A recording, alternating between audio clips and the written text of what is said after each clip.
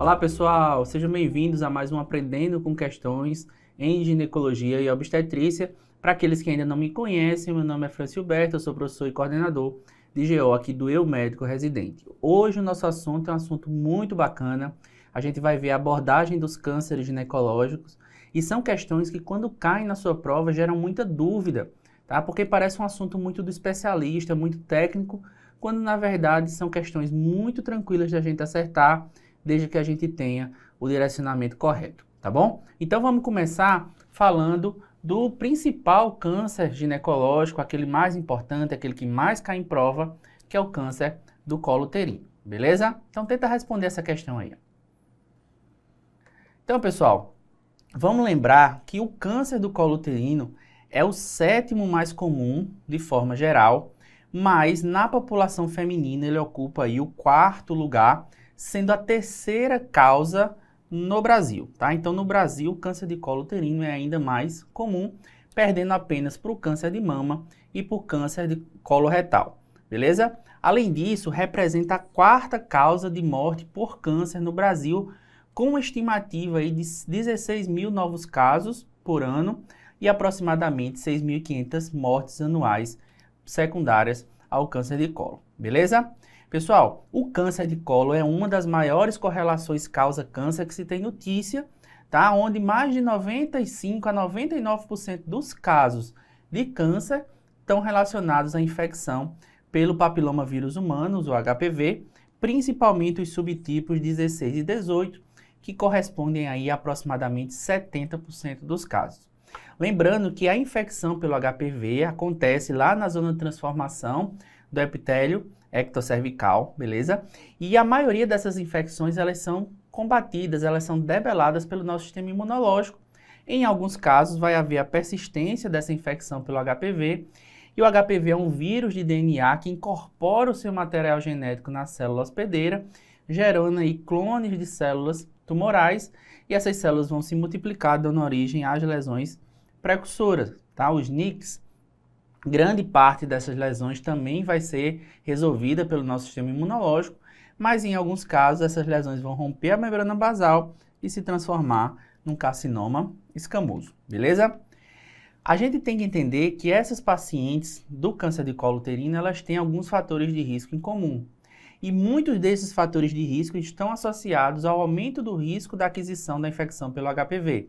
Então, por exemplo, ó, paciente com iniciação sexual precoce, paciente com múltiplos parceiros e esses parceiros de alto risco, pacientes com infecções sexualmente transmissíveis, tá? Pacientes que tiveram o primeiro filho em idade muito jovem, ok? Pacientes usuários de contraceptivos orais, pessoal. Por quê? Porque o uso do contraceptivo oral diminui o uso da camisinha, ok? Além disso, a gente tem alguns outros fatores que não estão tão relacionados assim com o HPV, como, por exemplo, a idade, aumentando a predisposição genética, a imunossupressão, o baixo status socioeconômico e o tabagismo, ok? Então, esses são os principais fatores de risco para o câncer do colo uterino. E aí, pessoal, o grande problema é que o câncer do colo uterino ele é assintomático numa grande parte dos casos. É por isso que para o câncer de colo uterino é preconizado o rastreio, né, segundo a diretriz do Ministério da Saúde, tá? Para a gente identificar precocemente aquelas lesões precursoras, aquelas lesões pré-malignas e tratar elas de forma adequada. Quando a gente já atende a paciente com câncer de colo uterino, com sintoma manifesto, ou seja, no estágio clínico da doença, quais são os sintomas mais comuns e que aparecem lá no seu enunciado de prova? Sangramento vaginal, a chamada sinusiorragia, tá? Sangramento vaginal pós-coito e um corrimento vaginal com odor fétido, mal cheiroso, beleza? Esses são os principais sintomas que aparecem lá no seu enunciado, ok? Pessoal, as questões abordando o câncer de colo propriamente dito, e aí a gente não vai entrar aqui hoje no rastreio do câncer de colo, a gente vai focar realmente naquelas pacientes com câncer de colo. Em geral, as questões misturam o estadiamento com a proposta terapêutica para cada lesão, tá? Então, primeiro a gente precisa entender como é que é feito o estadiamento do câncer de colo. É um dos poucos estadiamentos que efetivamente cai na prova de GO, é o estadiamento do câncer de colo. Tá? Então, o estágio 1 do câncer de colo é aquele câncer que está limitado ao colo, só tem doença no colo, tá? Então, isso é o estádio 1. Ele é dividido em 1A e 1B. 1A é aquela lesão microscópica e 1B é aquela lesão clinicamente visível, ok? Beleza. Dentro do 1A, a gente tem o 1A1, quando a invasão é menor do que 3 milímetros, e o 1A2, quando a invasão vai de 3 até menor que 5 milímetros em profundidade. Já no 1B, o que é que a gente tem? A gente tem lesões um pouco maiores do que essas, onde a gente vai ter a partir de 5 milímetros até 2 centímetros, é um B1, de 2 centímetros até menor do que 4, um B2, e maior, a partir de 4 centímetros, né, maior ou igual a 4, um B3, beleza? Como é que a gente aprende isso daqui para a prova? A gente aprende a do meio, ó.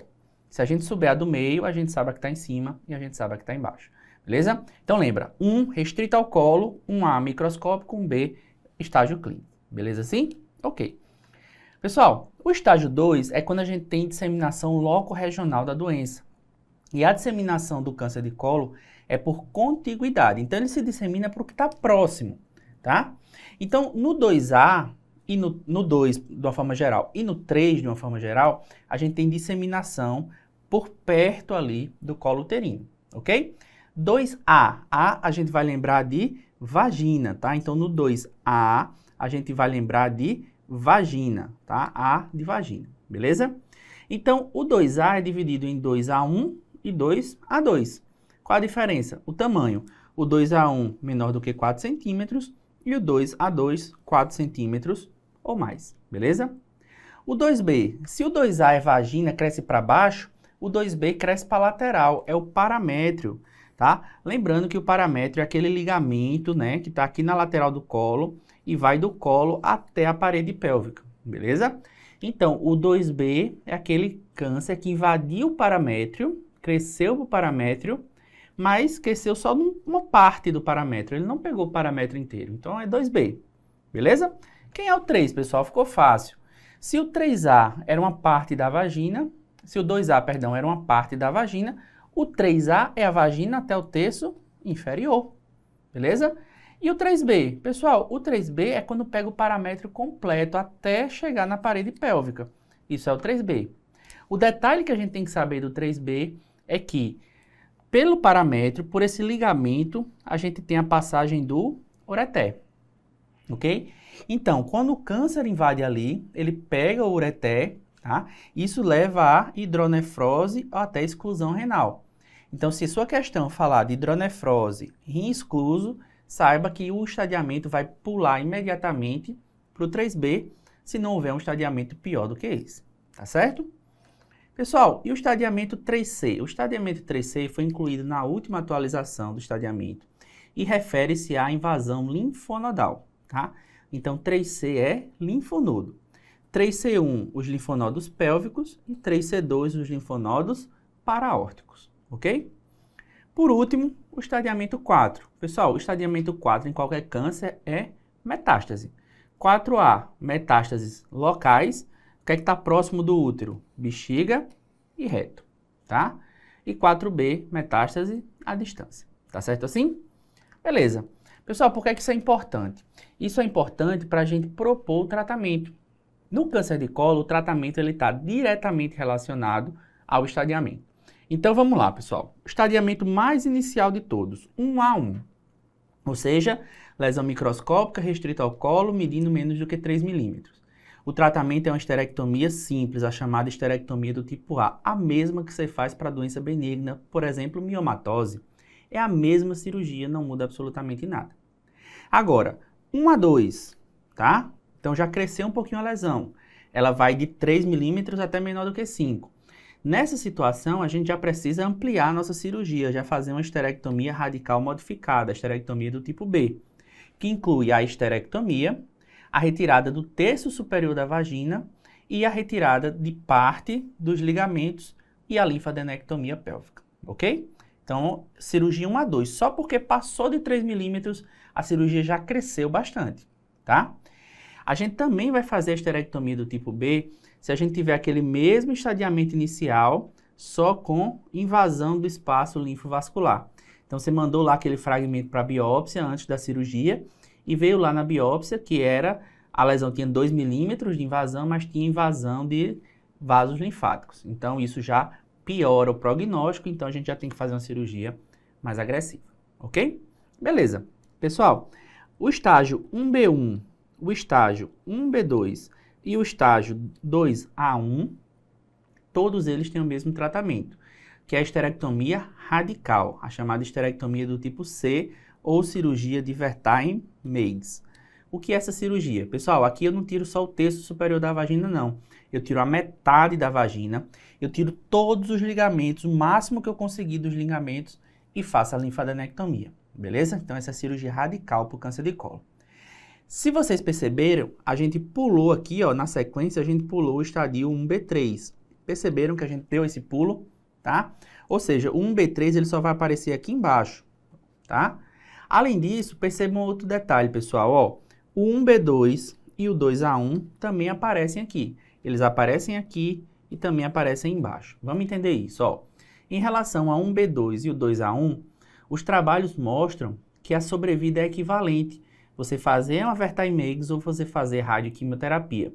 Então, você vai escolher a depender do status clínico da sua paciente. E se você puder escolher os dois, você escolhe a cirurgia, porque a cirurgia é menos sequelante do que a radioterapia, ok? E por que a gente pulou um B3, pessoal? A gente pulou um B3 porque a lesão do 1B3 ela tem 4 centímetros ou mais, igual ao 2A2. Então, essas lesões grandes, elas respondem melhor à radioquimioterapia do que a cirurgia, beleza? Então, esse é só esse detalhezinho que vocês precisam saber. Todos os outros estadiamentos vai para o tratamento com rádio e quimioterapia. Lembrando que para o câncer de colo, o tratamento de escolha é a radioterapia. A quimioterapia está aqui só porque ela sensibiliza, ela melhora o resultado da radioterapia. Último conceito que vocês têm que saber, no câncer de colo, a gente não tem dependência hormonal. O câncer de colo é causado em quase sua totalidade pela infecção do HPV. Então, não tem sentido a gente tirar os ovários. Então, vocês vão decorar o conceito assim, ó. No câncer de colo, o ovário fica, tá? Então, não tira os ovários, não faz anexectomia, não faz oforectomia. No câncer de colo, o ovário fica, tá bom? Pessoal, e aí para a prova eu quero que vocês aprendam como se fosse uma escadinha, tá? No 1A1, a gente faz aquela esterectomia do tipo A. No 1A2, esterectomia do tipo B. Vai subindo a escadinha, ó. Aqui em cima, a gente faz a esterectomia do tipo C. Lembrando daquele pulo lá do 1B3, ó. Lembra do pulo do 1B3. O B3 vai aparecer aqui em cima, tá bom? Lembrando que a partir do 1B2 equivale, né, a cirurgia com a radioquimioterapia. Então, posso indicar os dois, vai depender de quem é a sua paciente, tá bom? Então, lembrando daquele detalhezinho e raciocinando como se fosse uma escadinha, a gente mata esse tipo de questão, tá certo? Vamos ver isso, ó. SUS 2019, acesso direto. Uma mulher de 42 anos com sangramento intermitente há cerca de 6 meses. Então, sangramento uterino anormal. Comparece à consulta ginecológica para investigação. Na colposcopia, apresenta uma lesão acetobranca no colo uterino. Não se evidenciou lesões vaginais, tá? Então, a vagina dela não tem lesões. No toque retal, observou-se útero de volume normal e paramétrios sem anormalidades. Então, nem tem lesão na vagina, nem tem lesão no paramétrio. Na biópsia, tá? Por cirurgia de alta frequência, tem um carcinoma escamoso, que é o tipo mais comum do câncer de colo, responde aí por em torno de 80% dos casos, tá? Com invasão estromal de 7 milímetros. Qual o tratamento mais provável para essa paciente? Então, pessoal, vamos fazer primeiro o estadiamento. A gente tem que pensar primeiro no estadiamento. Então, se eu tenho uma lesão restrita ao colo, tá? E menor do que 5 centímetros, seria um A. Se ela tem mais do que 5 milímetros, mas continua restrita ao colo, é um B. Então, a gente já sabe que nossa lesão é um B, porque ela tem 7 milímetros. Não é assim? Então, lembra que eu falei, aprendo do meio. Quem é um B2? Um B2 é aquela lesão que vai de 2 centímetros até menor do que 4. Então, essa nossa lesão aqui, na verdade, é uma lesão 1B1. Por quê? Porque ela tem 5 milímetros até menor do que 2 centímetros, tá? Então, aqui eu tenho o estadiamento 1B1, ok? Beleza. Se eu sei que é 1B1, vamos lembrar da nossa escadinha. No 1A1, esterectomia do tipo A. No 1A2, esterectomia do tipo B. No 1B1, a indicação é esterectomia radical, a esterectomia de Wertheim Meigs. Então, nesse caso aqui, eu não vou fazer a esterectomia do tipo B, tá? Eu vou fazer uma esterectomia radical, a cirurgia de Wertheim e Meigs, beleza?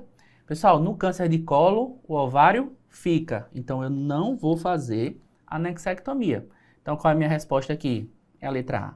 Percebem como é fácil, se a gente souber conceitos básicos, conceitos fundamentais, a gente acerta esse tipo de questão. Pessoal, lembrem que cirurgia vaginal não é a cirurgia de escolha para o ponto de vista oncológico. Aqui eu estou tratando de doença oncológica. Então, eu não vou fazer cirurgia vaginal. Beleza? E a radioterapia pélvica, ela só vai estar indicada lá no estadio 2B, 1 para frente, tá? Não é aqui. Aqui a gente ainda tem a indicação de cirurgia. Beleza assim? Então, a resposta é a letra A, tá certo? Agora, pessoal, vamos falar um pouquinho sobre o câncer de endométrio. O câncer de endométrio também cai muito em prova de residência. E as questões de câncer de endométrio, elas abordam repetidamente os mesmos conceitos. Então, a gente vai revisar com vocês aqui coisas simples que ajudam vocês na grande maioria das questões. Então, vamos lá, tenta responder essa questão. Pessoal, o câncer de endométrio, ele se manifesta, tá, basicamente pelo sangramento uterino pós-menopausa. Então, as questões abordando esse assunto geralmente vão trazer uma paciente na pós-menopausa com sangramento, tá? E aí a gente tem que fazer essa investigação. Quando a gente vai atrás das causas de sangramento uterino na pós-menopausa, a gente tem diversas causas. A causa mais comum é, sem dúvida nenhuma, a atrofia genital da própria menopausa. Mas existem outras. Pólipos, terapia de reposição hormonal, que são doenças benignas, tá? A hiperplasia endometrial, que é uma lesão precursora do câncer, tá? Mas não é o câncer propriamente dito. E o próprio câncer de endométrio. A gente ainda tem outras causas menos comuns aí, ó, que podem aparecer no pós-menopausa. Mas qual é o conceito que vocês têm que guardar disso daqui? É esse, ó. Nosso objetivo é excluir malignidade. Eu sei que a causa mais comum é a atrofia, eu sei que eu tenho várias outras causas, mas o meu objetivo é excluir a malignidade da questão, ok? E aí, pessoal, quando a gente vai fazer isso, a gente vai olhar a história da paciente, o exame físico e fazer como nosso exame inicial, um ultrassom transvaginal. Com essa avaliação básica, a gente consegue direcionar a causa do sangramento da nossa paciente, tá? Então, o que é que o ultrassom vai ajudar a gente? O ultrassom vai ajudar na medida da espessura do eco endometrial. Então, se o eco é menor do que 4 milímetros, ele é considerado normal, tá? E se o eco tiver a partir de 4 ou 5 milímetros, ele é considerado alterado. Por que 4 ou 5? Porque tem divergência na literatura, beleza? Então, pessoal, se eu tenho uma paciente com essas alterações, eu vou ter que biopsiar esse endométrio. Para quê? Para descartar a possibilidade de câncer, tá? Então, quais são as indicações de se fazer biópsia endometrial? O eco espessado, a gente já viu. Se a característica do eco no ultrassom for um eco heterogêneo, tá? Se o endométrio não pode ser visto na ultrassom, por exemplo, a paciente tem uma miomatose gigante que dificulta o ultrassonografista de enxergar onde é que está o eco endometrial. Vai ter que biopsiar, tá? E se a paciente tem aquele sangramento uterino na pós-menopausa de forma persistente. Então, é esse conceito que as questões vão abordar, tá bom? Tem várias formas de a gente biopsiar, pessoal. A gente pode fazer uma biópsia ambulatorial com a cânula de Pipelle ou com a cureta de Novak, tá? A gente pode fazer essa biópsia por curetagem uterina fracionada, tá? Mas o método de escolha para a gente fazer essa biópsia, isso é muito perguntado em prova, é, sem dúvida nenhuma, a esteroscopia. Por quê? Porque com a esteroscopia eu consigo visualizar a cavidade endometrial, escolher o lugar ideal para fazer a minha biópsia, sem falar que eu consigo fazer o exame visual de toda a cavidade, tá? Outro detalhe, pessoal, é em relação à paciente que faz uso de TRH, tá? Na paciente que faz uso de TRH, existe um pouco de divergência na literatura, mas alguns autores consideram como limite de normalidade um eco de 8 milímetros, tá? Uma vez por outra, isso aparece nas provas, tá? Beleza. Pessoal, quais são os fatores de risco para o câncer endometrial? Diferente do câncer de colo, o câncer de endométrio é um câncer hormônio dependente, tá? Então, os fatores de risco para o câncer endometrial estão relacionados com isso em sua grande maioria, tá? Então, primeiro deles, a idade, pessoal. A idade está relacionada ao câncer de endométrio. Câncer de endométrio é câncer de mulher no pós-menopausa. Então, é essa paciente que a gente vai lembrar na nossa questão. E aí começa a influência hormonal, ó. Uso de estrogênio sem oposição da progesterona, por exemplo, na terapia de reposição hormonal. Uso do tamoxifeno no câncer de mama, por exemplo. O tamoxifeno, ele é um modulador seletivo do receptor estrogênico que bloqueia o receptor estrogênico na mama, mas estimula no endométrio. Então, é fator de risco para câncer de endométrio. Menarca precoce, e menopausa tardia. Ou seja, a minha paciente passou mais tempo da vida dela tendo ciclos ovulatórios. Maior fator de risco. Paciente que nunca gestou, está mais exposta à ação estrogênica. Fator de risco. Paciente com SOP, anovuladoras crônicas, ficam muito tempo sem ovular e sem menstruar, expostas ao estrogênio, fator de risco. Pacientes obesas, têm a conversão periférica dos androgênios em estrona no tecido adiposo, é fator de risco. Tumores produtores de estrogênio. Então percebe? São todas situações onde a gente tem aumento da exposição estrogênica. Além disso, a gente tem como fator de risco, pessoal, algumas síndromes genéticas e a história familiar, tá bom? Então fica bem fácil da gente aprender. Beleza. Então vamos responder lá aquela questão, ó. Uma mulher de 68 anos, ela tem um câncer de mama, receptor hormonal positivo, em uso regular do tamoxifeno. Apresenta episódios de sangramento vaginal indolor, pequeno volume com duração de 2 dias a 6 meses. Percebem, pessoal? É um sangramento uterino na pós-menopausa. Qual é a principal causa? Atrofia. Eu tenho que descartar quem? Hiperplasia e câncer, tá? Então eu tenho que biopsiar. Eu tenho que biopsiar só porque a paciente tem sangramento persistente. Já é uma indicação de biópsia. Beleza, mas ela fez ultrassom. O ultrassom tem um útero de volume normal com um eco de 9 milímetros, ou seja, um eco espessado. Então, tenho 2 indicações de biopsiar, ok? Então, a questão pergunta, ó, qual é o diagnóstico mais provável? É um sangramento uterino anormal, não é assim? Beleza. Qual é a conduta mais adequada? É a biópsia endometrial. Pessoal, qual é o melhor método para se biopsiar? Eu falei para vocês, o melhor método é a esteroscopia. Então, a resposta é a letra A. Então, esse é o protótipo de questão. Ela dá uma situação onde a paciente tem um sangramento uterino na pós-menopausa ou um eco endometrial espessado e pergunta a vocês qual é o melhor método de biópsia. É a esteroscopia. Nesse caso da paciente, ela tem um fator de risco importante, que é o uso do tamoxifeno. Tá certo? Beleza. Vamos tentar responder essa daí agora, ó.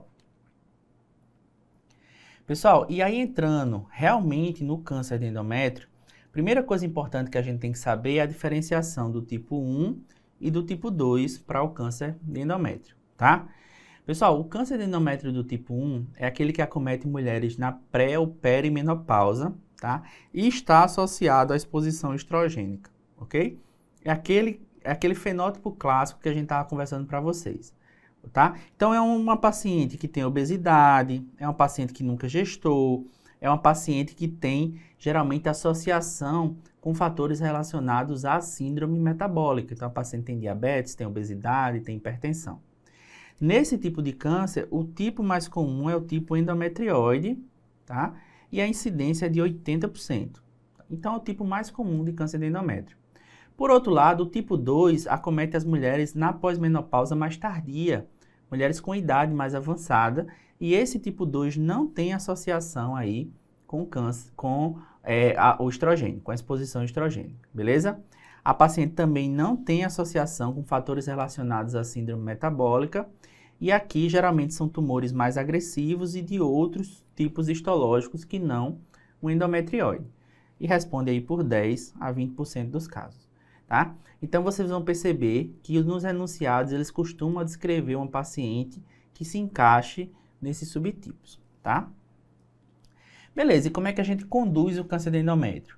Pessoal, o câncer de endométrio, o estadiamento e o tratamento é cirúrgico. Então, qual é a cirurgia básica para o câncer de endométrio? É fazer um lavado peritoneal, colher células ali do peritônio, tá? Fazer a avaliação da cavidade abdominal, ver se não há implantes ou alguma coisa assim. E fazer uma esterectomia total com salpingo ou oforectomia bilateral. Então, diferente do câncer de colo, onde o ovário não saía porque não tem associação hormonal. Aqui no câncer de endométrio, o ovário cai fora, tá? Por quê? Porque a gente tem aquela associação hormonal.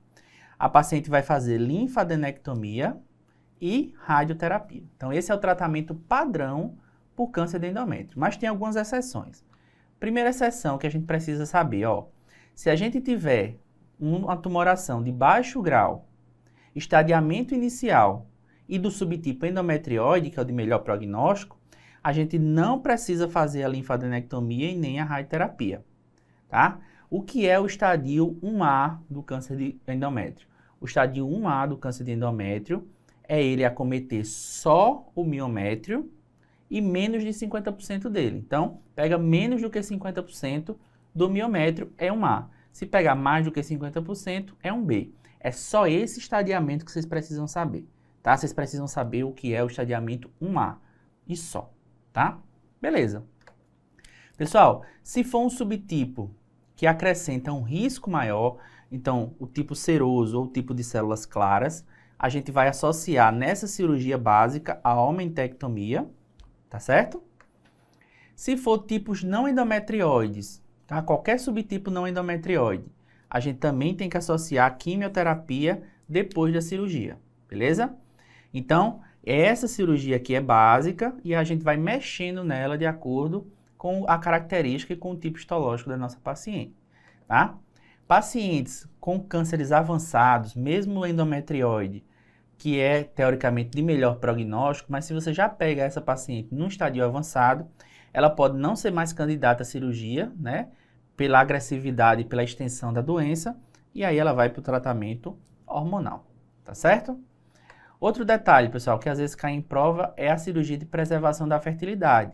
Nas pacientes que têm câncer de endométrio mais jovens e que não gestaram ainda, você pode oferecer a preservação de fertilidade se a paciente tiver tudo bom, ou seja, um subtipo endometrioide, que é do melhor prognóstico, o estadio inicial menos do que 50% do miométrio acometido, o estadio 1A, e um tumor de baixo grau, que é o tumor grau 1. Se isso tudo tiver, você pode oferecer a cirurgia de preservação de fertilidade. O que é que você faz nesses casos? Você faz aí progesterona para a paciente durante um tempo, libera ela para gestar e depois complementa o tratamento, tá certo? Vamos responder nossa questão, ó. Presta atenção como a questão vai ficar fácil. Ela passa de uma questão muito difícil, processo direto, para se tornar uma questão fácil. Então, ó, é uma mulher de 58 anos, nula e gesta, tá? Então, percebe, pós-menopausa com nuliparidade, fator de risco para câncer de endométrio. Ela tem um sangramento na pós-menopausa recorrente, já tem indicação de biópsia, tá? Mas fez um ultrassom ecoespessado, maior do que 4 milímetros. Então, tinha duas indicações de biópsia. Foi feita a biópsia, tá? A biópsia foi feita com a cânula de Pipelle e veio lá, ó, um adenocarcinoma do tipo endometrioide, então de melhor prognóstico, grau 1, tá? Pegando menos do que 50% do miométrio, ou seja, o estadio aqui é 1A, tá? Então, tudo bom, tudo de melhor que podia ter, o melhor prognóstico é o dessa paciente. E aí, qual é a cirurgia que a gente vai fazer para essa paciente? Vai fazer uma esterectomia com salpingo-oforectomia. Lembra que eu falei para vocês que se fosse 1A de baixo grau, não precisava fazer linfadenectomia e nem radioterapia? Estão lembrados disso? Então, é simplesmente uma esterectomia com salpingo-oforectomia bilateral. E está resolvido a vida da paciente, ok? Pessoal, omentectomia, estão lembrados de omentectomia, que a gente acrescenta a omentectomia se for subtipo seroso ou de células claras? Beleza. E eu falei para vocês que a esterectomia para o câncer de endométrio era uma esterectomia total, normal, não era esterectomia ampliada, beleza? Como a gente faz, por exemplo, na Vertaimegs do câncer de colo, ok? Não precisa, é uma esterectomia simples associada com a salpingo-oforectomia. Então, a resposta, letra A, ok? E para terminar, vamos falar sobre o câncer do ovário. Pessoal, o câncer de ovário, ele cai menos nas provas de residência, tá? Mas quando cai, gera muita dúvida nos candidatos, beleza? Então, tenta responder essa questão aí, ó. Então, pessoal, o câncer de ovário é o segundo câncer ginecológico mais comum nos países desenvolvidos e no Brasil ocupa o terceiro lugar. Também é um câncer de mulher com idade mais avançada, né, sexta, sétima décadas de vida. E como ele não tem sintomas muito característicos, na grande maioria dos casos, a gente já faz o diagnóstico em fases mais avançadas com disseminação peritoneal. A via de disseminação do câncer de ovário é a via peritoneal. 95% dessas pacientes têm câncer de ovário do tipo epitelial, beleza? Então, pessoal, os fatores de risco para o câncer de ovário são a idade mais avançada, que a gente já falou, menarca precoce e menopausa tardia. Por quê, pessoal? Porque a paciente tem mais ciclos ovulatórios, o epitélio ovariano fica se reproduzindo mais vezes, isso é fator de risco para o câncer de ovário, tá bom? Pessoal, mutações genéticas, infertilidade, a endometriose, que tem associação aí, ó, com os tumores de células claras e os tumores endometrioides, e o tabagismo, que tem associação com os tumores mucinosos. Para o câncer de ovário, é mais importante a gente saber os fatores de proteção, pessoal. Esses aqui caem muito mais nas provas. O que é que protege contra o câncer de ovário? Tudo que deixa o ovário paradinho, sem ovular tanto. Então, por exemplo, ó, gravidez. A paciente que gestou, ela ficou aí quase um ano sem ovular. Fator de proteção para o câncer de ovário. Paciente que amamentou, mesma coisa, passou muito tempo sem ovular. Proteção para o câncer de ovário. Uso de contraceptivos orais bloqueia a ovulação, fator de proteção. E a laqueadura tubária, assim como a salpingectomia, né, você retirar a trompa, é fator de proteção para o câncer de ovário. Por quê, pessoal? Porque acredita-se que as células tumorais migram da tuba e se implantam no epitélio ovariano em multiplicação. Então, elas não se originariam no ovário propriamente dito, elas se implantariam no ovário, ok? Então, por isso que você fazer laqueadura ou salpingectomia é fator de proteção para o câncer de ovário. E outro conceito fundamental que cai nas provas é: não existe rastreio para o câncer de ovário, tá? Diferente do câncer de colo, onde a gente tem um esquema de rastreio, assim como no câncer de mama, no câncer de ovário a gente não tem esquema de rastreio eficaz, ok? Pessoal, o ovário ele é formado por estruturas diferentes. Então, a gente tem, por exemplo, o epitélio ovariano, que é esse conjunto de células que reveste aqui o ovário, ó. A gente tem as células germinativas, que são os ovócitos, tá? A gente tem as chamadas células do estroma, que é o tecido conjuntivo do ovário. E a gente tem as células do cordão sexual, que são as células que estão envolvidas no processo de reprodução. E cada compartimento desse do ovário tem um tipo mais comum. Então, por exemplo, ó, no epitélio ovariano, a grande maioria dos cânceres de ovário são do subtipo seroso, tá? Então, o tumor epitelial é o mais comum de todos e dentro deles o tumor seroso. Então, qual é o subtipo mais comum do câncer de ovário? Epitelial seroso, tá certo? Nos tumores de célula germinativa, por exemplo, a gente tem o digerminoma e no tumor do estroma e do cordão sexual a gente tem os tumores da granulosa como os tumores mais comuns. E a gente ainda tem as variantes borderline, que são tumores benignos, mas com comportamento mais agressivo, tá certo? Pessoal, o que a gente precisa saber da condução do câncer de ovário? A condução do câncer de ovário, ela segue um padrão que é muito bem definido. Então, você fez um diagnóstico de uma lesão suspeita no ovário, você coloca a paciente na sala. A paciente precisa ser operada. Por quê? Porque o estadiamento do câncer de ovário também é cirúrgico. Então, vocês perceberam que no câncer de colo tem um estadiamento clínico, mas no câncer de endométrio e no câncer de ovário eu tenho um estadiamento cirúrgico, ok? Beleza, pessoal. Então, eu coloquei minha paciente na sala. Essa cirurgia que eu vou fazer, ela pode ser diagnóstica, mas também pode ser propedêutica e terapêutica. Vamos entender isso, ó. Você colocou a paciente na sala, você vai tirar o ovário que está acometido, você vai fazer um lavado peritoneal diagnóstico, colher células ali do líquido acítico, fazer biópsias peritoneais randômicas, avaliar toda a cavidade peritoneal em busca de metástases, inclusive a superfície do diafragma. Por quê? Porque a disseminação do câncer de ovário é pelo peritônio. Enquanto isso, o ovário que você retirou está na biópsia de congelação, ok? E aí, se o patologista lhe disser assim, ó, lesão benigna, você encerra a sua cirurgia ali e vai aguardar o anátomo patológico definitivo da peça, tá? Se vier uma lesão maligna, você tem que voltar a paciente para a sala e concluir sua cirurgia. Se a lesão realmente for benigna, você tratou a paciente. Por isso que essa cirurgia que você faz, ela também pode ser terapêutica desde o início, tá? Beleza, se o patologista lhe disser, ó, lesão maligna, aí você tem que fazer a cirurgia ideal para o câncer de ovário, que é a chamada citorredução completa, que consiste, pelo menos, numa esterectomia, tá? Numa salpingo-oophorectomia bilateral, ok? E linfadenectomia, tá? Por que pelo menos? Porque, por exemplo, pessoal, se tiver lesão no reto sigmoide, você vai ter que fazer ali uma reto sigmoidectomia. Se tiver lesão, por exemplo, no baço, você vai ter lá que fazer uma esplenectomia. Então, onde tiver lesão, você vai atrás. Mas, pelo menos, você vai fazer isso daqui, ok? Beleza. Vamos treinar isso na questão, ó, o FMA 2018. Paciente de 55 anos, tem uma lesão anexial, sólido-cística, com fluxo de baixa resistência e aumento do CA125. Então, uma lesão suspeita, tá? Então, qual é a melhor opção para essa paciente? Beleza? Então, a lesão suspeita no ovário. O que é que a gente faz? A gente coloca a paciente na sala, estadiamento cirúrgico. Não é assim? Aí, ó, letra A. Esterectomia com salpingo-oophorectomia bilateral como tratamento padrão, pois se trata de malignidade. Não sei.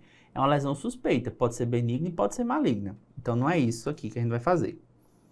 Análise histopatológica, salpingo-oophorectomia com biópsia por congelação intraoperatória. É aquela primeira parte que eu falei para vocês. Se vier maligno, a gente complementa a cirúrgica. É isso? É isso. Letra C. Análise histopatológica caso um novo exame ultrassonográfico. Não, minha lesão já é suspeita, eu tenho que proceder para o estadiamento cirúrgico. Então, aqui está errado. D. Análise histopatológica por punção. Pessoal, não, jamais. Lembra que o câncer de ovário se dissemina pelo peritônio. Se você enfia uma agulha naquela lesão, o trajeto da agulha pela cavidade peritoneal, você vai disseminar células tumorais ali se aquela lesão for maligna. Então, isso aqui não se faz, tá? Letra E. Análise histopatológica por esterectomia, salpingo-oophorectomia e linfadenectomia devido à lesão ser de alta suspeição para malignidade. Você pode precisar fazer isso daqui? Pode, a depender do resultado da biópsia de congelação. Então, isso aqui não é de cara, vai depender. Por isso que a nossa melhor resposta aqui é a letra B de bola. Pegaram? Pessoal, isso aqui parece difícil, mas fica muito tranquilo, tá? Pessoal, espero que vocês tenham gostado. Se gostaram, manda o vídeo para os amigos, curte aí, compartilha, manda sua pergunta para a gente. Isso é muito importante para a gente continuar fazendo esse conteúdo para vocês. A gente se vê no nosso próximo vídeo e um forte abraço.